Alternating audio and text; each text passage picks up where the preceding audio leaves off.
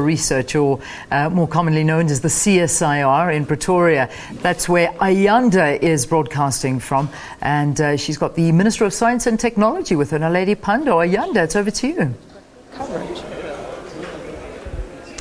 Well, a very good morning to you, Leanne. Remember that harebrained idea that we had yesterday of how I was going to cut off yours and Valen's hair and make hair extensions out of it? Did you know that there's a process of science, technology and innovation that is linked to that as well? Because we'd have to mechanize the program, we'd have to dye the hair, and there's, science involved there. So absolutely everything around us, even this very broadcast, is closely linked to technology. The fact that we're coming to you remotely from the CSIR ICC is something to think about as well. And the heat wave that we report about, we wouldn't know unless Paul Ozieti would turn to the screen there and point at all those lovely countries and provinces and cities, etc. So absolutely everything around us is some way or another linked to science and technology. So I've got the Minister with me this morning to tell us how we best use that for the advancement of mankind. Minister, very good morning to you. Thank you so much for joining us.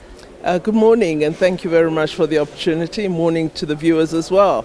As much as science is all around us, very few of us actually tap into its potential. It seems quite intimidating when you're in a lab coat and mixing various things there. But how do we begin to enculturate young South Africans to have an appreciation for getting into the sciences?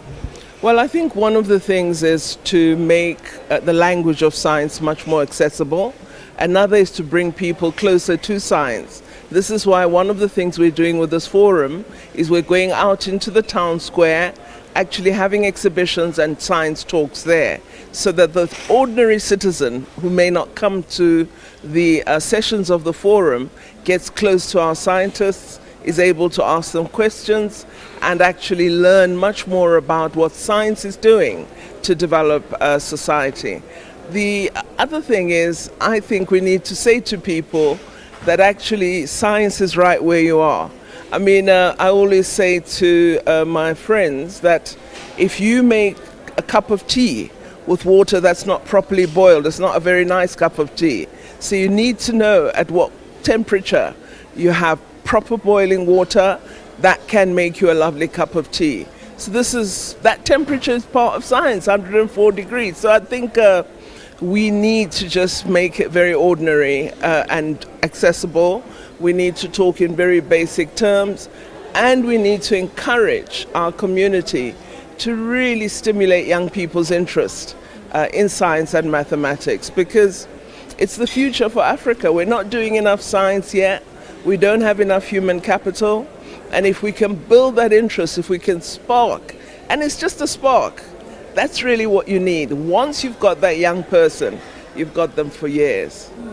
It's very, very important that we see a practical application of science on the ground. But let's talk now high up when it comes to legislation and policy, to be exact. What will this gathering do for the policy direction of this particular industry? Well, several things. Firstly, it connects scientists together. This is one of the things we're hoping for, because when one looks at science internationally, it's not an individual activity, it's very much a collective enterprise. And so building partnerships is a very important part of science activity.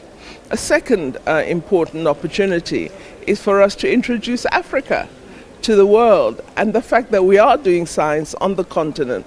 I'm really thrilled that we have some of our ministers from other countries on the African continent joining us at this forum, and we hope we'll have even more in future. But what's great is our international collaborators from Japan, from the UK, from Switzerland, from the European Commission are all here, and they're really excited about what we're doing. So they're coming to Africa to talk science, which is fabulous.